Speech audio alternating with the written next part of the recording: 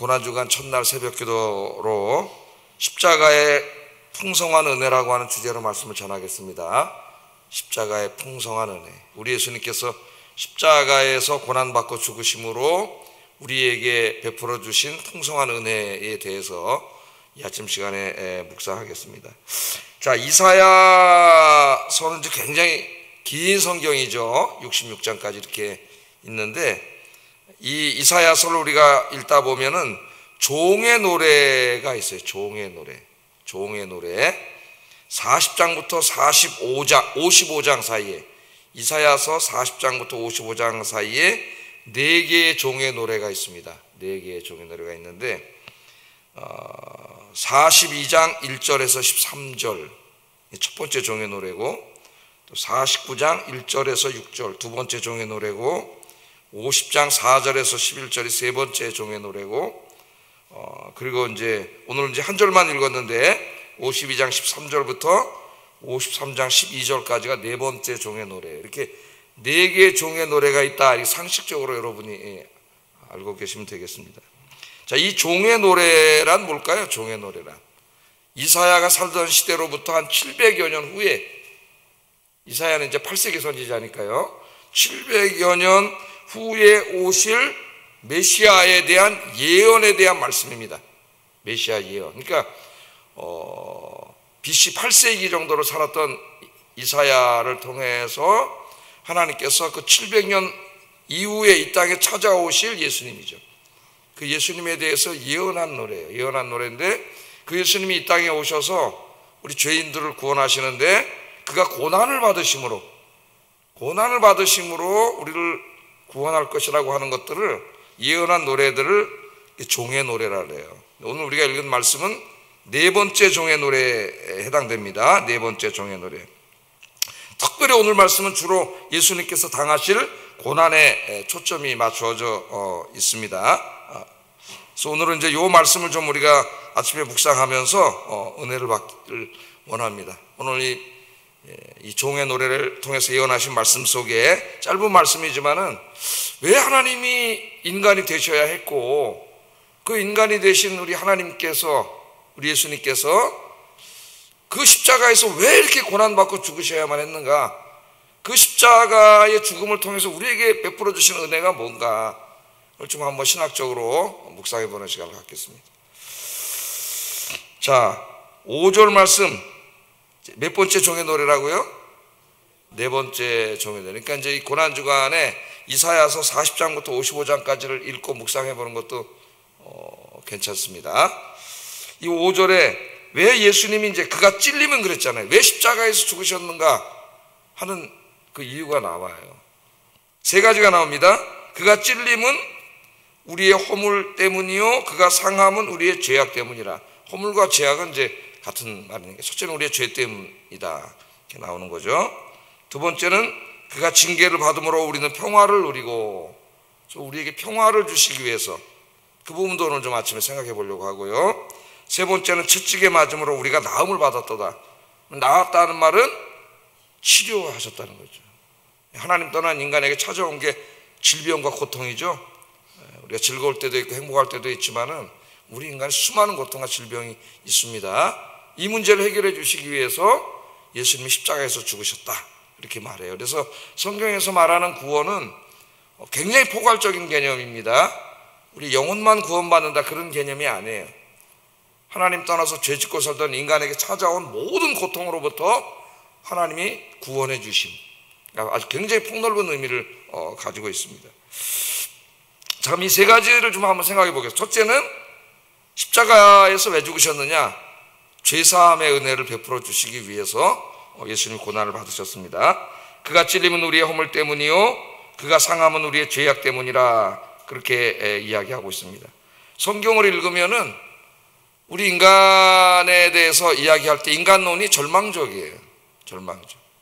하나님 없는 인간은 절망적입니다. 그래서 모든 사람이 죄를 범하였음에 하나님의 영광에 이르지 못하더니, 하나님의 영광에 이르지 못한다면 하나님이 계신 곳에 함께 살 수가 없어요. 모든 사람이 죄를 범하였기 때문에 하나님의 영광에 이르지 못하더니, 그렇게 말하고 있고, 또 죄의 삭은 사망이다. 죄를 열심히 지으면 그 월급이 사망이다 그거예요. 여러분 저 직장에 나가서 열심히 일하시면은 일한 만큼 월급을 받잖아요. 죄의 삭은 사망이라는 말은 죄를 열심히 지어 내가 열심히 살았는데 열심히 죄를 지은 거예요. 그럼 월급 그 값이 뭐냐? 월급이 죽음이라는 거예요. 죽음. 죄의 삭은 사망이다. 성경은 그렇게 이야기하고 모든 사람이 죄를 졌다 그러잖아요. 모든 한 사람도 예외 없이 이 땅에 이 육신을 입고 태어난 모든 사람들 중에서 예수님 한 분만을 제외하고는 의인은 하나도 없다 그랬어요. 아담이 죄 짓고 타락한 이후에 우리 모든 인간은 다 죄인임을 이야기하고 있고, 그런 죄의 삭은 사망이면 우리 모두에게 이미 사형 선고가 내려진 것이죠. 하나님의 사형 선고가 내려졌어요. 로마서 1장에 그렇게 나와 있죠. 이 죄를 지으면서 하나님과 우리 사이가 갈라졌어요. 에덴 동산을 보면은 너무나 하나님과 친밀한 관계 있잖아요. 해고림이면은 늘 아담과 하와가 하나님과 만나서 같이 이야기를 해요. 그냥 대화를, 우리가 만나서 대화를 하는 것처럼. 그게 기도예요. 기도. 뭐 우리 같이 예수님의 이름으로 기도합니다 이런 거 없어요. 그냥 만나는 게 기도고, 또 하나님과 만나서 이렇게 대화하고 즐겁고 행복한 시간을 보내는 게 예배예요. 우리는 이제 이렇게 타락한 이후에 종교 의식을 만들어서 예배를 드리지만은, 그러니까 예배 시간은 뭐 하는 시간이에요? 우리를 너무 사랑하시는 하나님 만나서 그 아주 달콤한 시간을 갖는 시간이 예배 시간이에요. 예? 아주 사랑하시는 하나님. 여러분 예배 시간이 그렇게 되기를 주의 이름으로 축복합니다. 자, 이렇게 늘 하나님을 만났는데 우리 죄를 지으면서 하나님과 우리 사이가 갈라졌어요. 성경은 그렇게 말하죠. 죄가 너와 나 사이를 멀어지게 했다. 그러니까 우리가 죄를 지면은 하나님과 이 사이가 멀어집니다. 지금도 자꾸 죄를 지면은 하나님과 사이가 점점 멀어져서 나중에는 하나님이 잘 느껴지지도 않는 상태가 돼버려요. 우리가 늘 기도와 말씀으로 살면은 하나님께로 점점 어떻게 돼요? 가까이 오죠. 그 빛 속으로 가까이 오게 되고, 그 영광의 빛 속으로 가까이 올수록 자기의 모습이 확 보여요. 여기는 요만한 김이 죽은 깨도 다 보여요. 그래서 하나님 앞에 겸손한 사람이 될 수밖에 없어요. 교만한 사람은 그 자체가 이미 하나님으로부터 멀어져 있다는 거예요.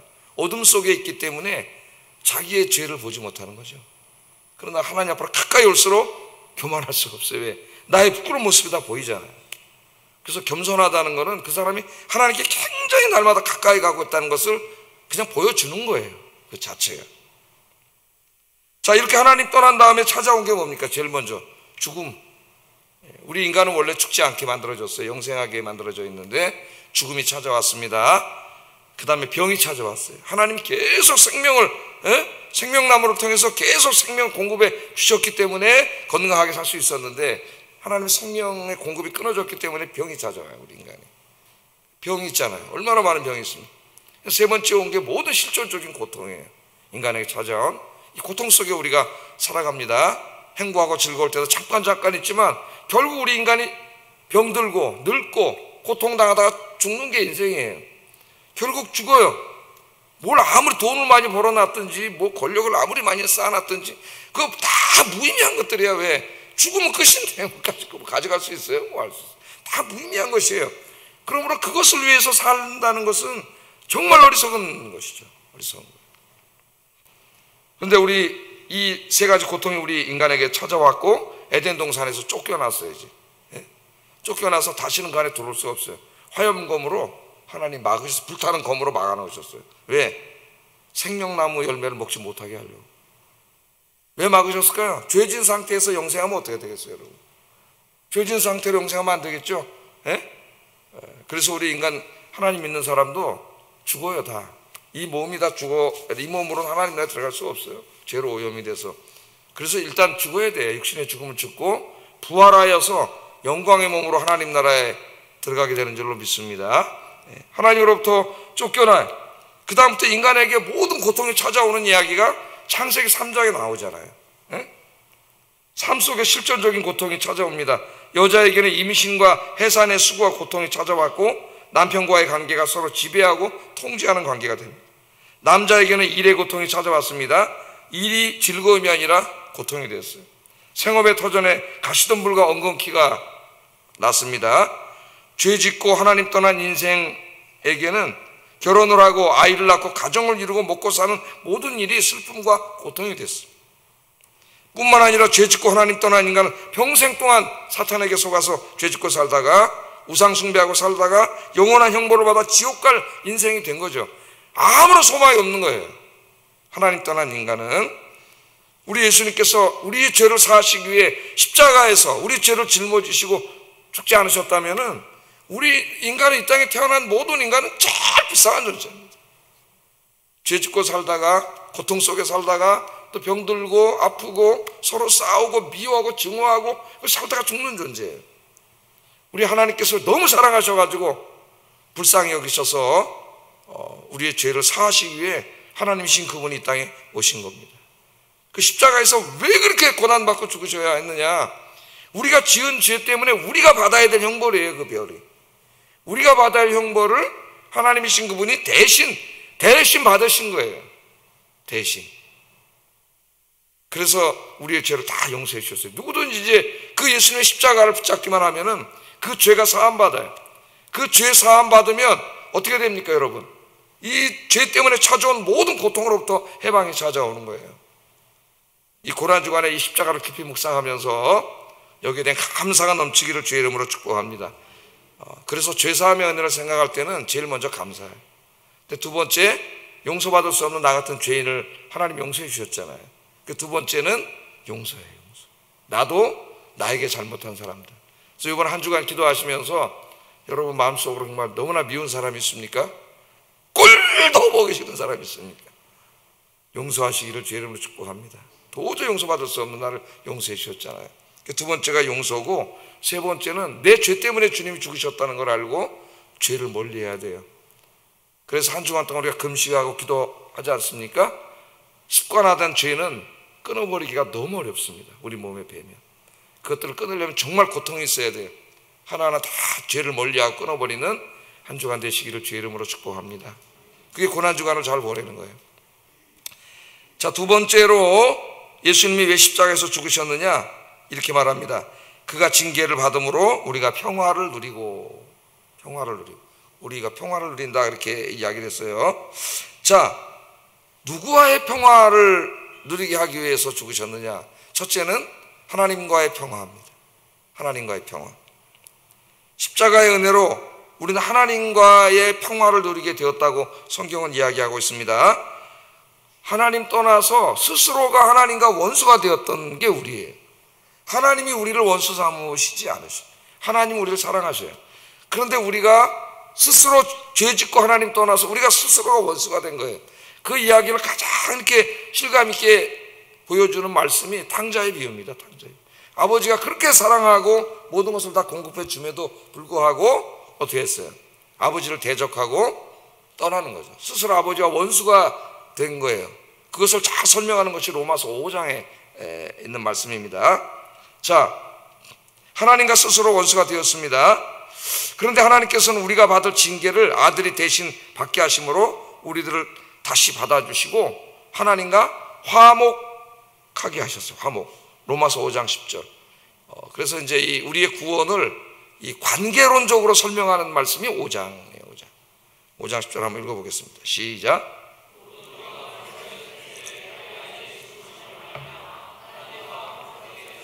화목하게 된 자로서는 더욱 그의 살아나심으로 말미암아 구원을 받을 것이니라. 그러니까 로마서 1장부터 3장까지를 읽으면은 거기에는 이제 칭의에 대해서 이야기를 합니다. 우리와 같은 죄인을 의롭다 하심. 왜? 예수 믿고 죄값을 받으셨기 때문에 칭의. 그래서 칭의는 법정적인 용어예요. 칭의에 나타나는 하나님의 모습은 판사의 모습입니다. 판사의 모습. 네? 자, 판사가 판결을 내리는 거잖아요. 판사가 무죄 판결을 내려야 무죄가 되는 거예요. 근데 그 하나님께서 우리 죄인인데 예수님께서 우리의 죄를 대신 담당하셨기 때문에 우리가 그 주님을 의지하기 때문에 믿기 때문에 하나님 우리에게 판결을 내리시는데 원래는 죄인인데 뭐라고 판결을 내리신 거예요? 의인이라 칭해 주셨다 그래서 뭘로? 믿음으로. 이신칭이에요. 이신칭이. 믿음으로. 거기에는 하나님과의 우리의 관계가 나타나지 않습니다. 그냥 하나님은 차가운 판사의 모습밖에 나타나지 않아요. 그냥 내가 용서해 준 거예요. 주님이. 그래서 이 칭의의 교리만으로는 이 구원의 풍성한 의미를 다 설명할 수가 없고 하나님의 사랑을 다 우리가 느끼게 할 수가 없어요. 그래서 로마서 5장에 가면은 이제 이 구원을 칭의를 넘어서서 관계론적인 의미로 설명을 해요. 그게 화평이에요. 화평. 하나님과 원수 되었는데 어떻게 했다 그랬어요? 주님의 십자가로 그 원수 관계가 화목하게 됐다 그랬잖아요. 화목.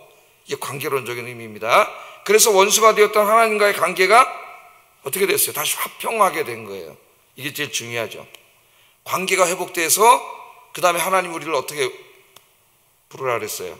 하늘에 계신 우리 아버지. 하나님이 아빠가 되어주신 거죠. 아빠가. 원래 아빠였어요. 아담과 하와의 아빠였는데 탕자처럼 아버지 대적하고 떠나갔어. 스스로가 하나님 아버지를 등지고 살았는데 아버지 하나님이 어떻게 한 거예요? 우리를 다시 자녀 삼아 주신 것이죠. 그 자녀 삼아 주시기 위해서 십자가에서 죽으신 거예요. 왜? 죄 때문에. 죄인은 하나님의 자녀가 될 수가 없어요. 그래서 그 죄 때문에 자녀 삼아 주시기 위해서 주님이 십자가에 죽으신 거예요. 그것을 성경에서는 화해로 설명을 합니다. 그래서 요한복음 1장 12절에 보면 영접하는 자 곧 그 이름을 믿는 자들에게는 하나님의 자녀가 되는 권세를 주셨다. 하나님의 자녀가 된 것이 그 자체가 권세예요. 왜? 하나님이 왕이시잖아요. 만왕의 왕. 그 왕의 자식이잖아요. 그게 권세예요. 권세. 그걸 모르고 사는 사람이 있어요. 권세. 또 로마서 8장 15절에 너희는 다시 무서워하는 종의 영을 받지 아니하고 양자의 영을 받았으므로 우리가 하나님을 뭐라고 불러요? 아빠 아버지라고 부릅니다. 아빠 아버지. 아빠 아버지라고 부르짖느니라. 성령이 친히 우리의 영과 더불어 우리가 하나님의 자녀인 것을 증언해 주신다는 거예요. 성령께서. 그래서 하나님이 우리의 아빠가 되셨습니다. 아빠. 얼마나 감사한 일이에요. 우리가 스스로 하나님과 원수가 되었는데 하나님 스스로 찾아오셔서 자신을 주심으로 우리 죄를 용서하시고 우리를 다시 자녀 삼아 주셨다. 하나님의 자녀가 됐다는 게 왜 권세입니까, 여러분? 하나님께서 이제 아빠 역할을 해주시는 거예요, 우리에게. 아빠가 되어주시는 거예요, 아빠가. 아빠니까 자녀들의 필요를 다 아세요. 그래서 마태복음 6장 31절 32절 읽어보겠습니다. 마태복음 6장 31절 32절에 보면 그러므로 염려하여 이르기를 무엇을 먹을까 무엇을 마실까 무엇을 입을까 하지 말라. 이는 다 이방인들이 구하는 것이라. 너희 하늘 아버지께서 이 모든 것이 너희에게 있어야 할 줄을 아시느니라. 하나님이 다 아셔요. 이제 그러니까 하나님이 아빠시니까 아빠 하나님 어디 계세요? 여기 계세요. 항상 저기 계신 게 아니라 그랬잖아요. 늘 우리 곁에 계세요. 아빠 하나님이. 근데 우리 뭘 다 아셔요? 뭘 입을까 먹을까 마실까 다 아세요. 필요를. 그러니까 그거 가지고 맨날 걱정하고 염려하고 막 그러고 사는 사람은 누구라 그랬어요? 이방인들이 그렇게 산다는. 이방인. 하나님이 아빠가 아닌 사람, 아빠가 없는 사람들이 이렇게 사는 거예요. 여러분, 하나님 아빠가 계십니다. 무한히 부여하신, 부족함이 없으신 하나님 아빠가 계셔요. 근데 그 아빠가 필요가 뭘 필요한지 뭘 먹고 살아야 될 다 아신다는 거예요. 그래서 우리가 요청만 하기만 하면 아빠 이거 필요합니다 그러고 요청하기만 하면 제일 좋은 곳으로 다 주신다 그랬어요. 마태복음 7장 11절 너희가 악한 자라도 좋은 곳으로 자식에게 줄 줄 알거든 하물며 하늘에 계신 너희 아버지께서 구하는 자에게 좋은 것으로 주시지 않겠느냐. 아멘. 구하는 자에게 뭘 주신다고요? 하늘에 계신 아버지가 좋은 것으로 주신다. 그러니까 아빠 하나님하고 친하게 지내시면서 매일 요청하시기를 주의 이름으로 축복합니다. 십자가에서 그 길을 열어놓으셨어요. 그런데도 기도를 안 해. 왜 기도를 안 할까? 아버지가 와서 기도하려는데, 요청하려는데 믿음이 없기 때문에 못하는 거죠. 정말 주시겠어? 믿음이 없기 때문에 못하는 거예요.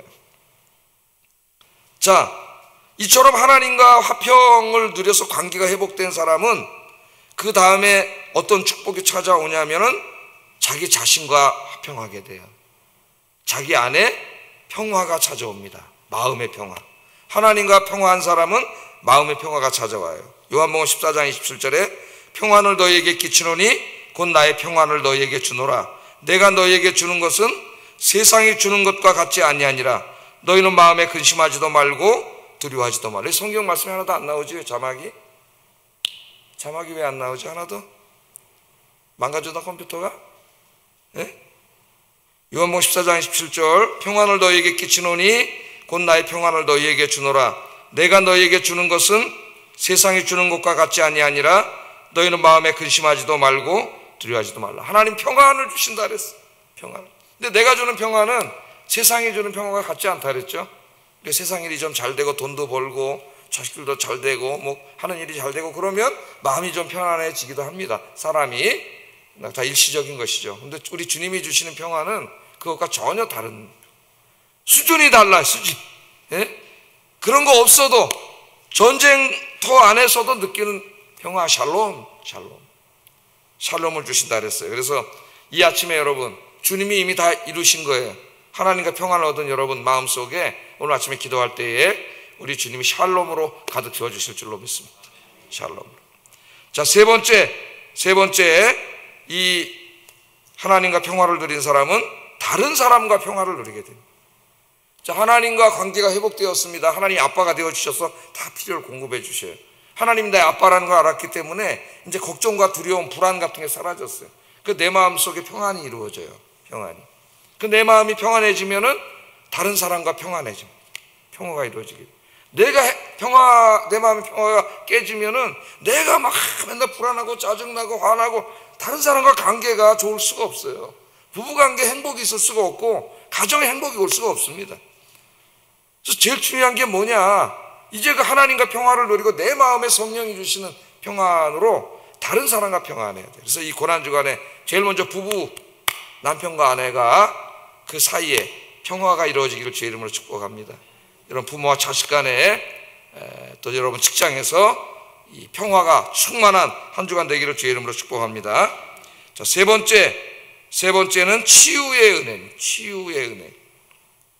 그가 채찍에 맞음으로 우리가 나음을 얻었도다. 그가 채찍에 맞음으로 우리가 나음을 얻었도다. 여기 나음, 나았다 그 말은 라파라는 히브리 말을 번역한 거죠. 치료한다는 말이에요. 치료한다. 그래서 여호와 하나님의 이름이 뭐예요? 여호와 라파. 여호와 라파죠. 출애굽기 15장에 보면은 수르 광야에서 이스라엘 백성들에게 하나님이 하신 말씀이 나는 여호와 라파 너희를 치료하는 하나님이다. 그렇게 말씀을 해주셨습니다. 아직 구원이 완전히 이루어지지 않았기 때문에 하나님을 믿는 우리들에게도 병이 있을 수밖에 없어요. 마음의 병, 육신의 병이 찾아옵니다.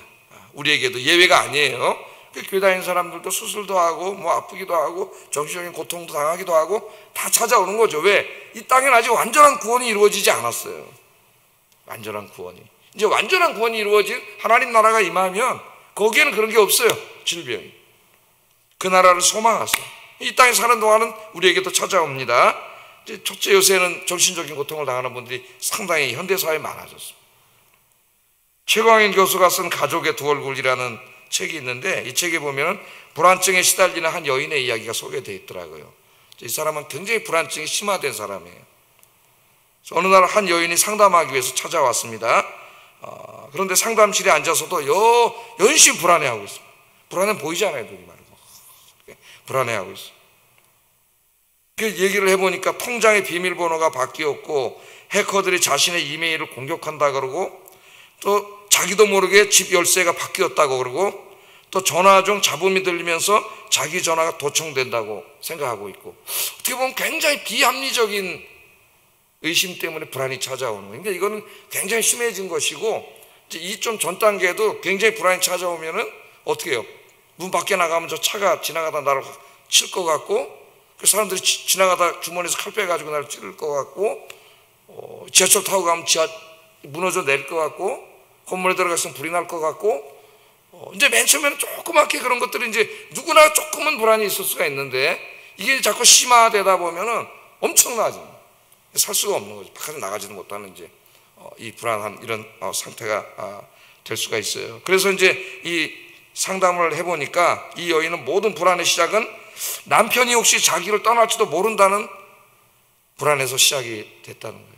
이 사람 날 사랑하지만 날 떠날지 모른다 버리고 이게 불안이 되었고 오래전에 우리 교회도 그런 분이 계셨었어요. 지금은 이제 우리 교회 안 나오시는데 저녁 때 이제 전화가 와서 상담을 한 적이 있는데 한 여자 집사님이었는데 이 남편이 자기를 버리고 떠날까 봐 불안하고, 또 직장에 갈 때는 나가다 교통사고로 죽을까 봐 불안하고, 이제 막 그 이야기를 해서 내가 시편 말씀을 읽어드린 적이 있는데, 여호와 하나님은 이스라엘 지키신 하나님 졸지 아니하시고 주무시지 아니하시고 지켜주십니다.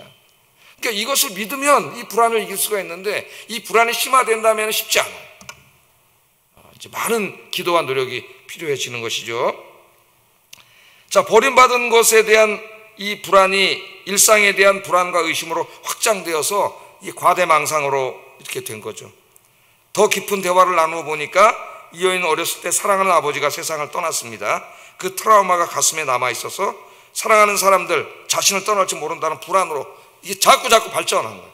이제 이것을 치료하지 못하면 이 불안이 자꾸 발전해가지고 이제 정말 힘든 상태가 될 수가 있어요. 우리가 잘 알고 있는 그 인상파화가인 뭉크라고 하는 사람, 이거 오늘 왜 이렇게 안 컴퓨터 망가졌어요? 예? 여기 나오네요. 이제 하나가 나오네요. 잔뜩 써왔는데 하나도 안 나오다가. 이 뭉크라고 하는 사람의 이제 이 그림, 근데 이게 자기 자화상이잖아요. 유명한 그림인 거 여러분 아시죠? 어떻게 있어요? 행복해 보이세요? 공포에 질려 있잖아요, 공포에. 저 사람 평생 저렇게 살았어요. 그렇게. 자, 이 뭉크를 괴롭힌 불안의 정체는 죽음이었습니다. 죽음.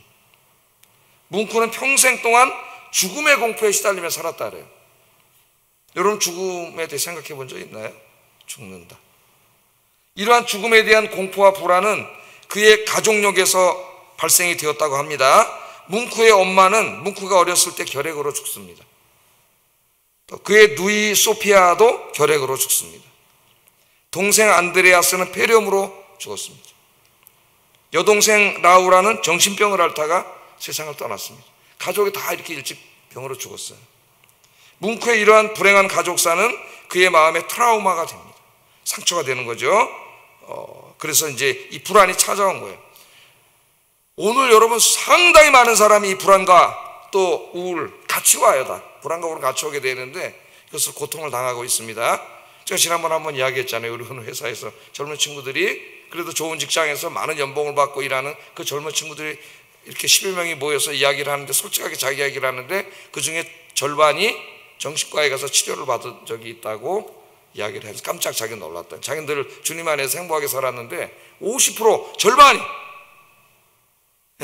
다 웬만한 대학 나와서 좋은 직장을 얻고 연봉도 어느 정도 되고 사는 그 사람들의 절반이 우울과 불안으로 고통당하고 있어요. 지금 고통당하고 있습니다. 자, 오늘 중요한 말씀, 우리 하나님, 주님이 어떤 하나님? 여호와 라파의 하나님, 여호와 라파의 하나님입니다. 하나님 치료하시는 하나님이에요.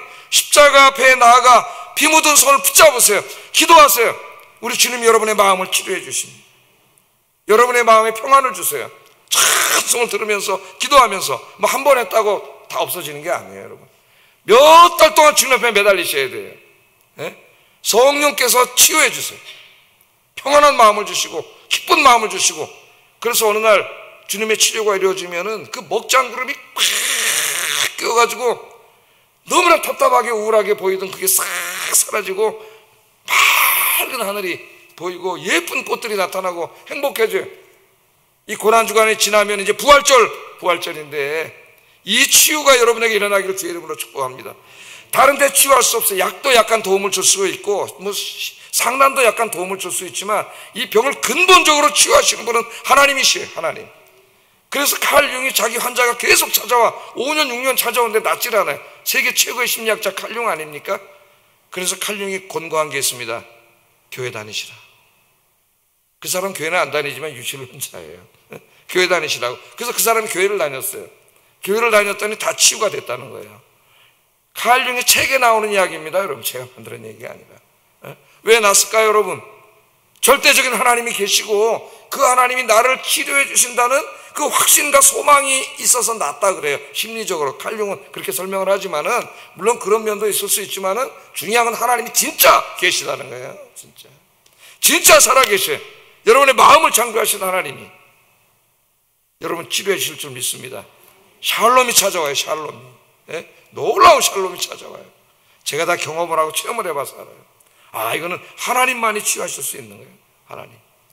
오늘 아침에 기도하다가 이 치유가 일어나기를 주의 이름으로 축복합니다.